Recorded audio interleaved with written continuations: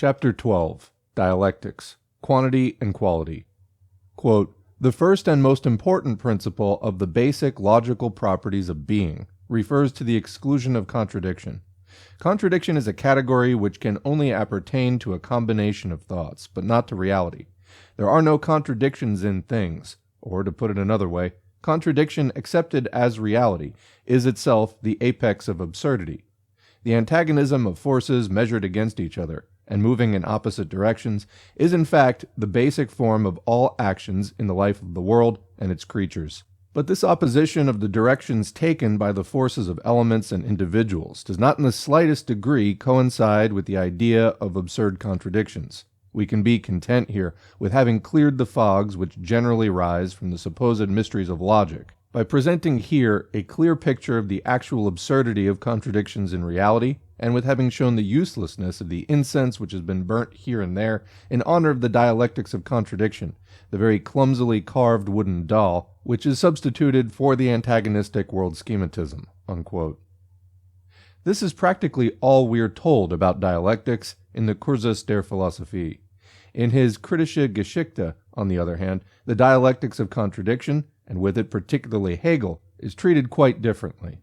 Quote, "Contradiction, according to the Hegelian logic, or rather logos doctrine, is objectively present not in thought, which by its nature can only be conceived as subjective and conscious, but in things and processes themselves, and can be met with in, so to speak, corporeal form, so that absurdity does not remain an impossible combination of thought, but becomes an actual force. The reality of the absurd is the first article of faith in the Hegelian unity of the logical and the illogical.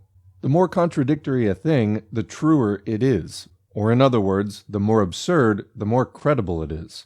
This maxim, which is not even newly invented, but is borrowed from the theology of the revelation and from mysticism, is the naked expression of the so-called dialectical principle." Unquote. The thought content of the two passages cited can be summed up in the statement that contradiction equals absurdity, and therefore cannot occur in the real world. People who in other respects show a fair degree of common sense may regard the statement as having the same self-evident validity as the statement that a straight line cannot be a curve and a curve cannot be straight. But regardless of all protests made by common sense, the differential calculus, under certain circumstances, nevertheless equates straight lines and curves, and thus obtains results which common sense, insisting on the absurdity of straight lines being identical with curves, can never attain.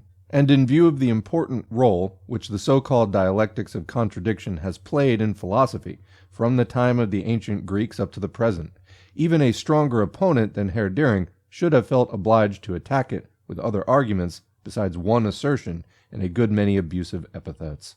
True, so long as we consider things as at rest and lifeless, each one by itself, alongside and after each other, we do not run up against any contradictions in them. We find certain qualities which are partly common to, partly different from, and even contradictory to each other, but which in the last mentioned case are distributed among different objects, and therefore contain no contradiction within. Inside the limits of this sphere of observation, we can get along on the basis of the usual metaphysical mode of thought. But the position is quite different as soon as we consider things in their motion, their change, their life, their reciprocal influence on one another. Then we immediately become involved in contradictions. Motion itself is a contradiction. Even simple mechanical change of position can only come about through a body being at one and the same moment of time both in one place and in another place, being in one and the same place and also not in it. And the continuous origination and simultaneous solution of this contradiction is precisely what motion is. Here, therefore, we have a contradiction, which, quote, "is objectively present in things and processes themselves, and can be met with in, so to speak, corporeal form." Unquote. And what has Herr Diehring to say about it? He asserts that up to the present, there is, quote, "no bridge whatever," quote, "in rational mechanics from the strictly static to the dynamic." Unquote. The reader can now at last see what is hidden behind this favorite phrase of Herr Diering's. It is nothing but this: the mind which thinks metaphysically is absolutely unable to pass from the idea of rest to the idea of motion, because the contradiction pointed out above blocks its path. To it, motion is simply incomprehensible, because it's a contradiction, And in asserting the incomprehensibility of motion, it admits against its will the existence of this contradiction, and thus admits the objective presence in things and processes themselves of a contradiction which is moreover an actual force. If simple mechanical change of position contains a contradiction, this is even more true of the higher forms of motion of matter, and especially of organic life and its development. We saw above that life consists precisely and primarily in this, that a being is at each moment itself and yet something else. Life is therefore also a contradiction which is present in things and processes themselves, and which constantly originates and resolves itself. And as soon as the contradiction ceases, life too comes to an end, and death steps in. We likewise saw that also in the sphere of thought we could not escape contradictions, and that, for example, the contradiction between man's inherently unlimited capacity for knowledge and its actual presence only in men who are externally limited and possess limited cognition finds its solution in what is, at least practically for us, an endless succession of generations in infinite progress. We have already noted that one of the basic principles of higher mathematics is the contradiction that, in certain circumstances, straight lines and curves may be the same. It also gets up this other contradiction, that lines which intersect each other before our eyes, nevertheless, only 5 or 6 centimeters from their point of intersection, can be shown to be parallel. That is, they will never meet even if extended to infinity. And yet, working with these and with even far greater contradictions, it attains results which are not only correct, but also quite unattainable for lower mathematics. But even lower mathematics teems with contradictions. It is, for example, a contradiction that a root of a should be a power of a, and yet a to the 1/2 power equals the square root of a. It is a contradiction that a negative quantity should be the square of anything, for every negative quantity multiplied by itself gives a positive square. The square root of -1 is therefore not only a contradiction, but even an absurd contradiction, a real absurdity. And yet, square root of -1 is in many cases a necessary result of correct mathematical operations. Furthermore, where would mathematics, lower or higher, be if it were prohibited from operation with the square root of -1? In its operations with variable quantities, mathematics itself enters the field of dialectics, and it is significant that it was a dialectical philosopher, Descartes, who introduced this advance. The relation between the mathematics of variable and the mathematics of constant quantities is in general the same as the relation of dialectical to metaphysical thought. But this does not prevent the great mass of mathematicians from recognizing dialectics only in the sphere of mathematics, and a good many of them from continuing to work in the old, limited metaphysical way with methods that were obtained dialectically. It would be possible to go more closely into Herr Dühring's antagonism of forces and his antagonistic world schematism only if he had given us something more on this theme than the mere phrase. After accomplishing this feat, this antagonism is not even once shown to us at work, either in his world schematism or in his natural philosophy, the most convincing admission that Herr Dühring can do absolutely nothing of a positive character with his, quote, basic form of all actions in the life of the world and its creatures, unquote. When someone has in fact lowered Hegel's doctrine of essence to the platitude of forces moving in opposite directions, but not in contradictions, certainly the best thing he can do is to avoid any application of this commonplace. Marx's Capital furnishes Herr Dühring with another occasion for venting his anti-dialectical spleen. Quote, the absence of natural and intelligible logic which characterizes these dialectical frills and mazes and conceptual arabesques, even to the part that has already appeared, we must apply the principle that, in a certain respect, and also in general, according to a well-known philosophical preconception, all is to be sought in each, and each in all, and that therefore, according to this mixed and misconceived idea, it all amounts to one and the same thing in the end, unquote. This insight into the well-known philosophical preconception also enables Herr Dühring to prophesy with assurance what will be the, quote, end of Marx's economic philosophizing. That is, what the following volumes of Capital will contain, and this he does exactly 7 lines after he has declared that, quote, speaking in plain human language, it is really impossible to divine what is still to come in the 2 final volumes, unquote. This, however, is not the first time that Herr Dühring's writings are revealed to us as belonging to the, quote, things in which, quote, contradiction is objectively present and can be met with in, so to speak, corporeal form, unquote. But this does not prevent him from going on victoriously as follows, quote, Yet sound logic will in all probability triumph over its caricature. This presence of superiority and this mysterious dialectical rubbish will tempt no one who even has a modicum of sound judgment left to have anything to do with these deformities of thought and style. With the demise of the last relics of the dialectical follies, this means of duping will lose its deceptive influence, and no one will any longer believe that he has to torture himself in order to get behind some profound piece of wisdom where the husked kernel of the abstruse things reveals at best the features of ordinary theories, if not of absolute commonplaces. It is quite impossible to reproduce the Marxian maze in accordance with the Logos doctrine without prostituting sound logic." Unquote. Marx's method, according to Herr-Duhring, consists in, quote, "performing dialectical miracles for his faithful followers," unquote, and so on.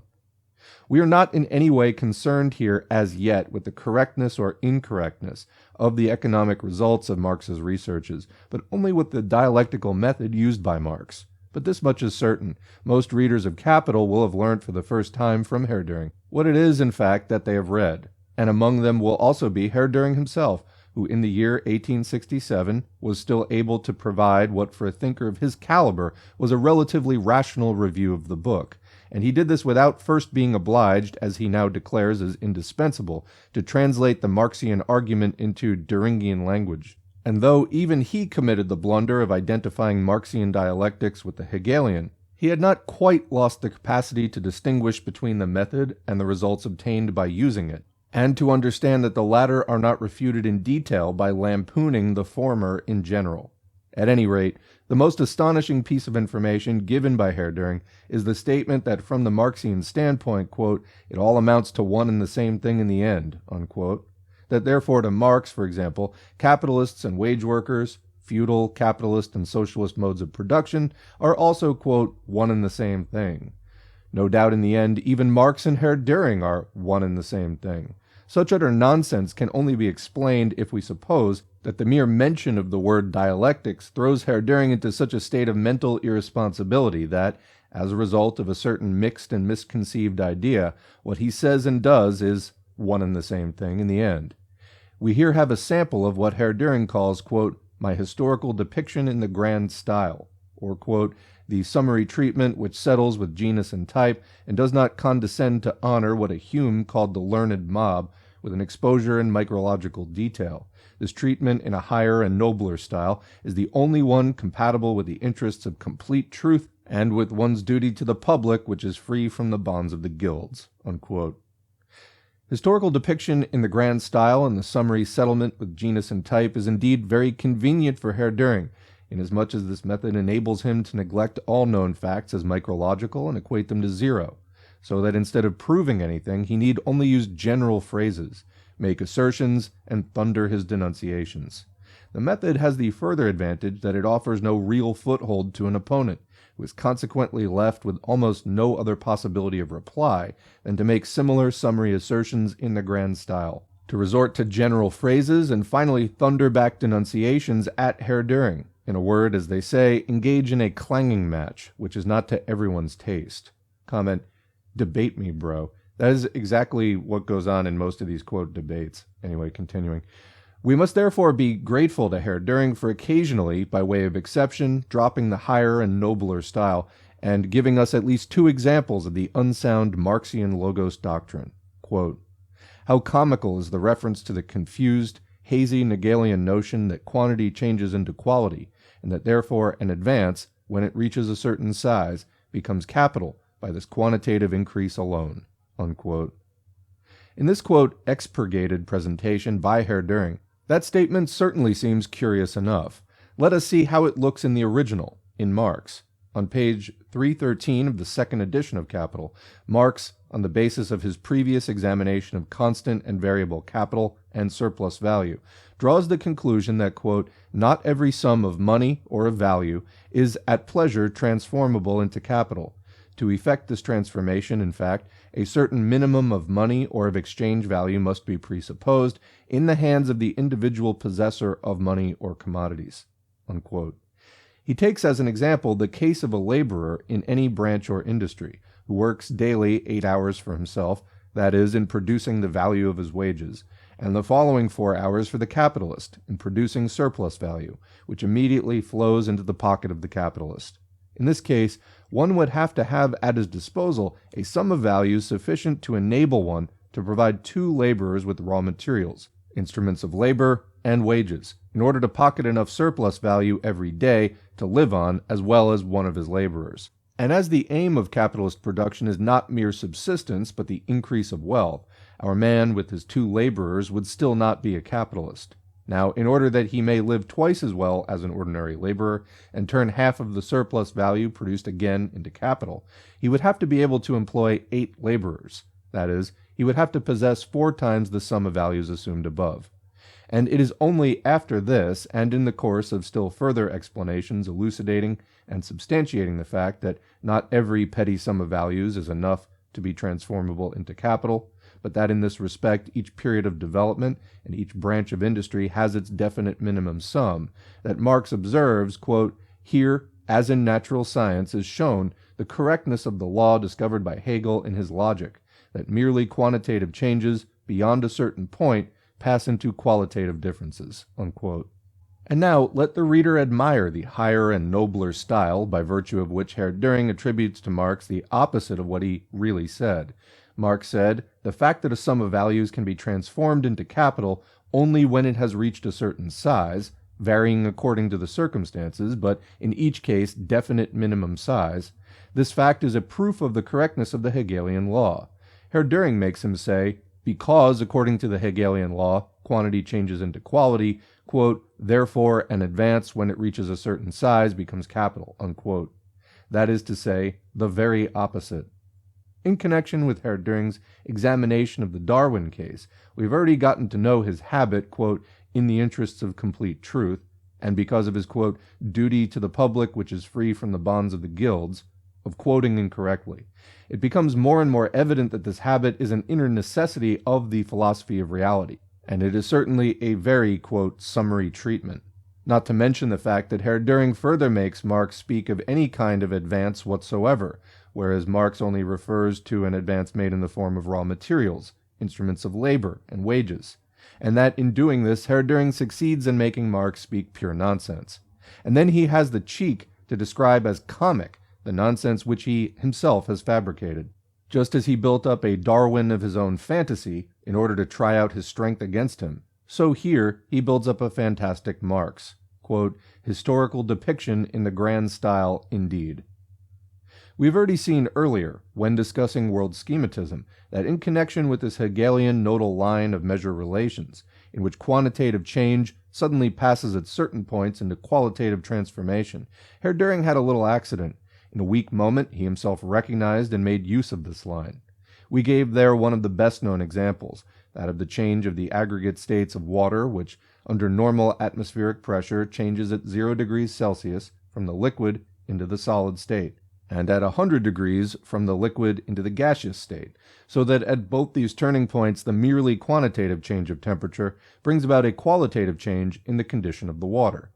In proof of this law, we might have cited hundreds of other similar facts from nature as well as from human society. Thus, for example, the whole of Part 4 of Marx's Capital, Production of Relative Surplus Value, deals in the field of cooperation, division of labor and manufacture, machinery and modern industry, with innumerable cases in which quantitative changes alters the quality, and also qualitative change alters the quantity of the things under consideration, in which, therefore, to use the expression so hated by Herr Dühring, quantity is transformed into quality and vice versa, as, for example, the fact that the cooperation of a number of people, the fusion of many forces into one single force, creates, to use Marx's phrase, quote, "a new power which is essentially different from the sum of its separate forces."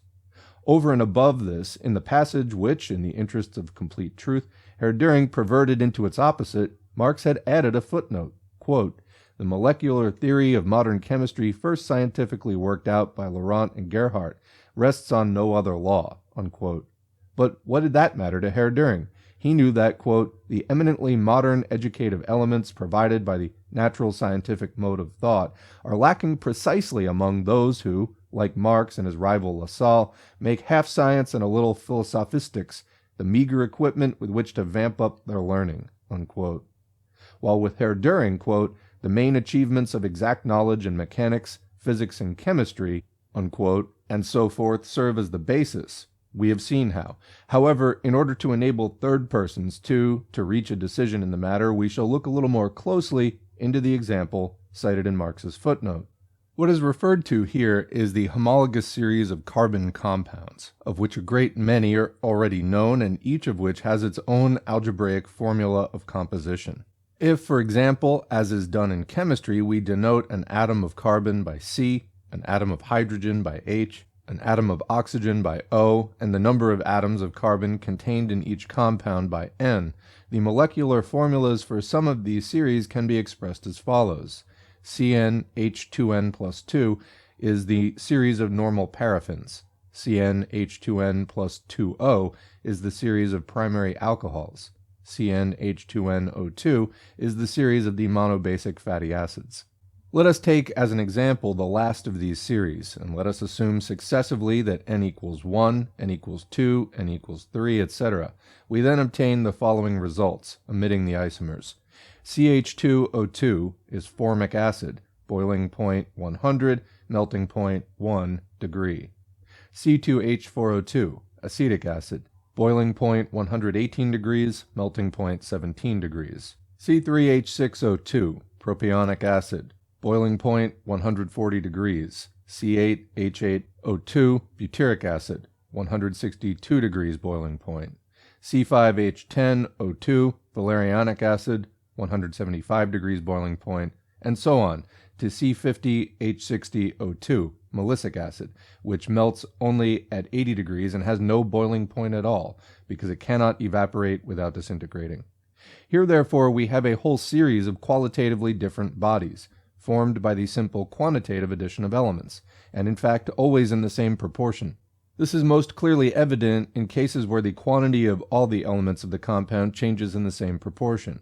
Thus, in the normal paraffins, CnH2n plus 2, the lowest is methane, CH4, a gas. The highest known, hexadecane, C16H34, is a solid body forming colorless crystals which melt at 21 degrees and boil only at 278 degrees.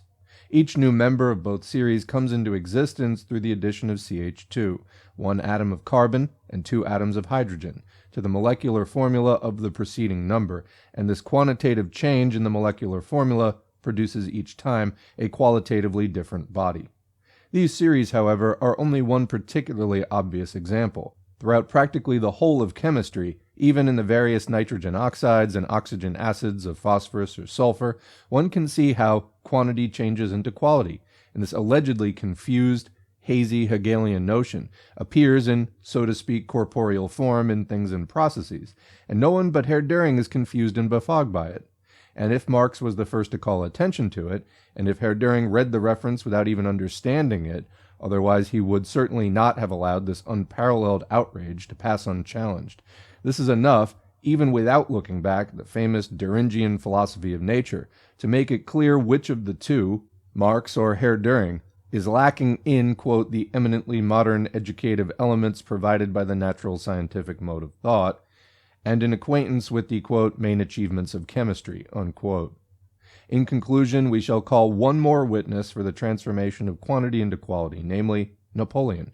He describes the combat between the French cavalry, who were bad riders but disciplined, and the Mamelukes, who were undoubtedly the best horsemen of their time for single combat, but lacked discipline, as follows. Quote, 2 Mamelukes were undoubtedly more than a match for 3 Frenchmen. 100 Mamelukes were equal to 100 Frenchmen. 300 Frenchmen could generally beat 300 Mamelukes, and 1,000 Frenchmen invariably defeated 1,500 Mamelukes, unquote. Just as with Marx, a definite, though varying, minimum sum of exchange values was necessary to make possible its transformation into capital, so with Napoleon, a detachment of cavalry had to be of a definite minimum number in order to make it possible for the force of discipline, embodied in closed order and planned utilization, to manifest itself, and rise superior even to greater numbers of irregular cavalry, in spite of the latter being better mounted, more dexterous horsemen and fighters, and at least as brave as the former. But what does this prove as against Herr-Dühring? Was not Napoleon miserably vanquished in his conflict with Europe? Did he not suffer defeat after defeat? And why?